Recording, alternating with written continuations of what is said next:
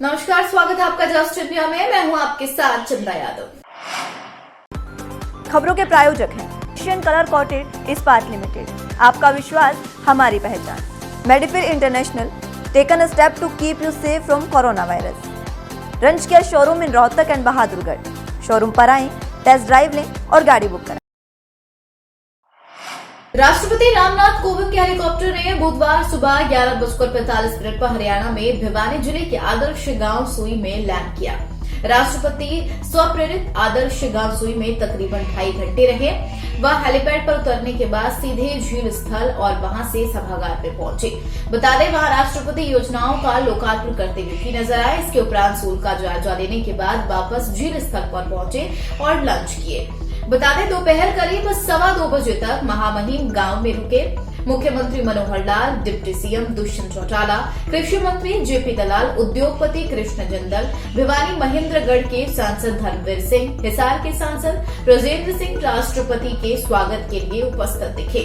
तकरीबन 14 साल पहले 2007 में तत्कालीन राष्ट्रपति डॉक्टर एपीजे अब्दुल कलाम भिवानी जिले के कलिंगा गांव में आए थे। उसके बाद यह पहला मौका है जब राष्ट्रपति भिवानी जिले के किसी गांव में आ रही है। सरकारी स्कूल में साइंस लैब, कंप्यूटर लैब और 500 बच्चों के एक साथ पढ़ने के लिए बड़ी लाइब्रेरी है। इसके अलावा गांव में सीएचसी सेंटर और पशु चिकित्सालय, शहीद पार्क, 8 एकड़ में बना हर्बल पार्क, 500 लोगों के बैठने की क्षमता का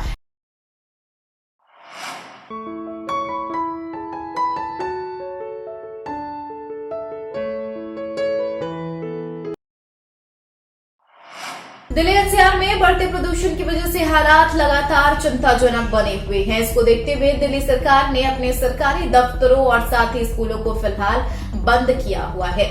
आलम यह है कि दोपहर 2 बजे यूपी के गाजियाबाद, हरियाणा के फरीदाबाद और उत्तर प्रदेश के नोएडा सेक्टर 116 का XQI लेवल 9 से 99 हो गया। बता दें, इस तरह से वातावरण में गैर जरूरी चीजों के लिए घरों से बाहर ना निकले तो ही बेहतर होगा। यदि निकलना ही पड़े तो मुंह पर मास्क लगाना ना भूले। 17 नवंबर को दिल्ली एनसीआर के विभिन्न इलाकों की अगर बात की जाए तो XQI का स्तर काफी गंभीर रिकॉर्ड किया गया है।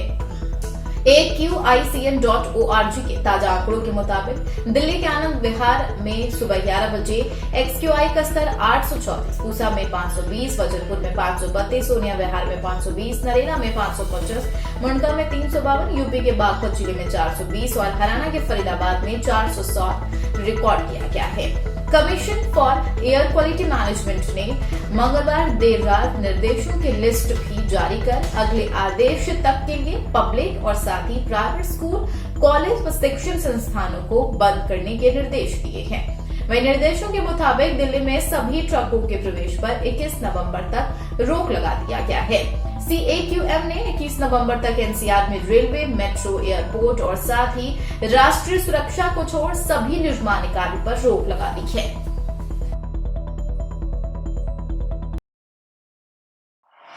हरियाणा के कृषि मंत्री जेपी दलाल नारनौल पहुंचे। उन्होंने नारनौल के पंचायत भवन में जन परिवेदना समिति की मासिक बैठक को संबोधित किया है।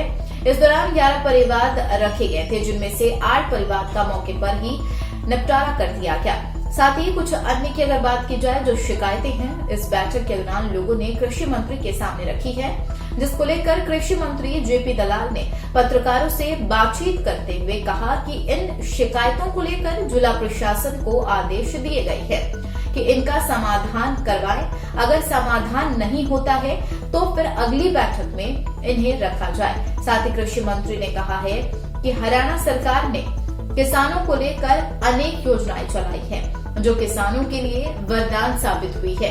उन्होंने यह भी कहा कि पिछले 7 साल के दौरान दक्षिणी हरियाणा को सबसे अधिक नहरी पानी दिया गया है, ताकि किसानों को पानी की कोई कमी महसूस न हो। उन्होंने कहा कि किसान आंदोलन में किसान नहीं बल्कि किसान तो अपने खेत में काम कर रहा है। इस आंदोलन में या तो कुछ राजनीतिक दलों के लोग शामिल हैं या फिर झंडे वाले। उन्होंने कहा इस आंदोलन के चलते हरियाणा सरकार को भी काफी नुकसान हुआ और व्यापारियों को भी। जेपी दलाल ने कहा है कि किसान आंदोलन के नाम पर पूरी तरह से आंदोलन को राजनीतिक रूप से चलाया जा रहा है। कमेटी के अंदर 11 विषय थे, इनमें से लगभग 8 का समाधान हो गया, 3 को पेंडिंग रखा गया है और अगली के लिए जो लोगों ने लगभग 15-16 और एप्लीकेशन दी है, उनको मैंने कहा है डीसी साहब को या तो उनका समाधान कर दें, नहीं तो अगली मीटिंग के अंदर लेके आ जाए। अगर अपने आप समाधान कर देते हैं तो वेल एंड गुड। हम चाहते ये हैं कि ग्रीवेंसेस कमेटी में शिकायत ना आए, प्रशासन उसका स्वतः संज्ञान ले और जनता की समस्याओं का समाधान कर दे। अगर नहीं होता है तो इसमें जनप्रतिनिधि साथ में हैं, लोग हैं, अधिकारी हैं, बैठ के हम फिर फैसला करेंगे और जनता की समस्याओं का समाधान करने का जो एक जनप्रिय सरकार होती है उसका दायित्व होता है, उसी दिशा में हम काम कर रहे हैं। और ख़ासकर इसी ज़िले के लिए जिसमें सिंचाई के लिए पानी नहीं होता था, भूजल ख़त्म होता जा रहा था, हमारी सरकार आने के बाद जितनी व्यवस्था पानी की है, बच्चा मानता है कि शायद 6-7 साल में जो नहरी पानी। जुलाना के राष्ट्रीय राजमार्ग 352 रोहतक जनपद पर एक स्कॉर्पियो व ट्रक टक्कर होने से स्कॉर्पियो सवार युवक की मौत होने का मामला सामने आया है। पुलिस से मिली जानकारी के अनुसार बताया कि हरकेश निवासी करसोला ने पुलिस को दिए गए बयान में बताया है कि मैं और मेरा चाचा अनिल कुमार, हम दोनों अनिल की स्कॉर्पियो गाड़ी नंबर HR 318642 में सवार होकर अपने गांव जा रहे थे। हम अनिल के काम के लिए जिंद गए थे, जो हम दोनों अनिल का काम निपटाकर अनिल की ही उपरोक्त गाड़ी में सवार होकर जिनसे अपने गांव जा रहे थे। उन्होंने कहा कि पीछे वाली सीट पर बैठे थे और जब सोनिया इंटरनेशनल स्कूल के पास पहुंचे तो सामने से एक नाम पता नामालूम ट्रक चालक अपने ट्रक को तेज रफ्तार लापरवाही से चलाता हुआ आया और स्कॉर्पियो को सीधी टक्कर मारकर एक्सीडेंट हुआ। जब गाड़ी से नीचे उतरे तो ट्रक चालक अपने ट्रक को मौके पर छोड़कर फरार दिखा। वहीं उन्होंने कहा कि अनिल को संभाला तो अनिल कुछ भी नहीं बोल रहा, उसे इलाज के लिए CHC जुलाना ले जाया गया, जहां पर डॉक्टर ने अनिल को मृत घोषित कर दिया। वहीं ट्रक चालक की लापरवाही से यह हादसा हुआ है। पुलिस को एक एक्सीडेंट होने की सूचना मिली, जो कि एक स्कॉर्पियो व ट्रक में हुआ था। फिलहाल पुलिस पूरे मामले की जांच पड़ताल कर रही है। एक एक्सीडेंट की सूचना प्राप्त हुई थी। जींद से जुलाना रोड पे एक स्कॉर्पियो गाड़ी और ट्रक का एक्सीडेंट हो गया था, जिसमें अनिल एक करसोड़ा गांव का लड़का है, एज उसकी करीब 32 वर्ष, वो मौका पे एक्सपायर हो गया था। तो उसमें अभियोग अंकित किया गया है। गाड़ी चालक है वो मौका से भाग गया था, गाड़ी को कब्जे में दे दिया गया है और गाड़ी चालक को पकड़ने के प्रयास जारी है। या मौके पे ही एक्सपायर हो गए थे क्या? हाँ, मौका पे ही एक्सपायर हो गया। बुधवार को महर्षि दयानंद यूनिवर्सिटी में छात्र संगठन इंटो SFI और ISO द्वारा हरियाणा सरकार और शिक्षा विभाग के खिलाफ जोरदार प्रदर्शन किया गया है। वहीं आपको बता दें, इस दौरान छात्रों कुछ शिक्षकों ने मिलकर प्रदेश सरकार से मांग की है कि हरियाणा राज्य उच्चतर शिक्षा परिषद के अध्यक्ष प्रोफेसर BK कटियाल और MDU के vice chancellor professor Rajveer Singh को पद से हटाया जाए। उन्होंने कुचव्याला पर भ्रष्टाचार समेत कई तरह के गंभीर आरोप लगाए हैं। वहीं इस दौरान भारी संख्या में छात्र वाइस चांसलर के ऑफिस में घुस गए और सरकार के खिलाफ जमकर नारेबाजी की है। उन्होंने अपनी मांगों को लेकर एक ज्ञापन भी सौंपा। इंसुक राष्ट्रीय अध्यक्ष देशवाल ने कहा कि पुलिस रिकॉर्ड के अनुसार कुटियाला भगौड़े रहे हैं। सुप्रीम कोर्ट में जाकर उन्हें जमानत मिली। इसके अलावा वे भर्तियों में भ्रष्टाचार के आरोपी भी हैं, इसलिए उन्हें पद पर बने रहने का कोई अधिकार नहीं है। इंसुक के राष्ट्रीय अध्यक्ष ने प्रदेश भर की यूनिवर्सिटी की स्वायत्तता का मुद्दा भी उठाया।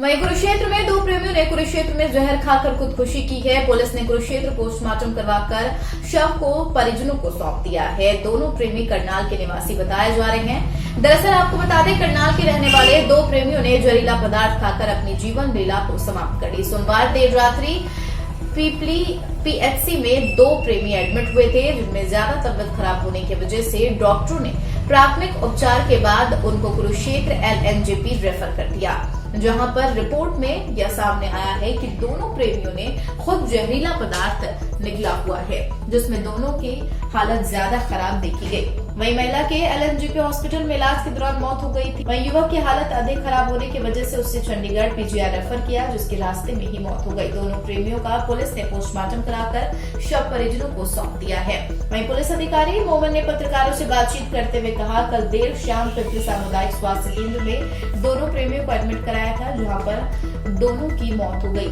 फिलहाल पूरे मामले को लेकर जांच पड़ताल की जा रही है।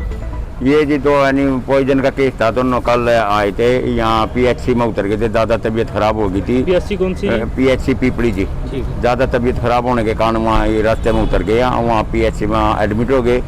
लेडीज की ज़्यादा तबीयत खराब थी, जेंट्स थोड़ा ठीक था। उसमें था उन्होंने पूछा भाई आप कहाँ से आए, उन्होंने अपना एड्रेस लिखवाया, सारे काम लिखवाए। उसके बाद वो यानी यहाँ एलएनजेपी में रेफर कर दिए। एलएनजेपी में आने के बाद थोड़ी देर बाद लेडीज़ तो डेड होगी और जेंट्स को यानी पीजीआई रेफर कर दिया था, वो भी रास्ते में डेड हो गया था। उसके बाद इनको वापस आए, फिर पोस्टमार्टम की कार्रवाई शुरू हुई, इनके परिजनों को बुला लिया।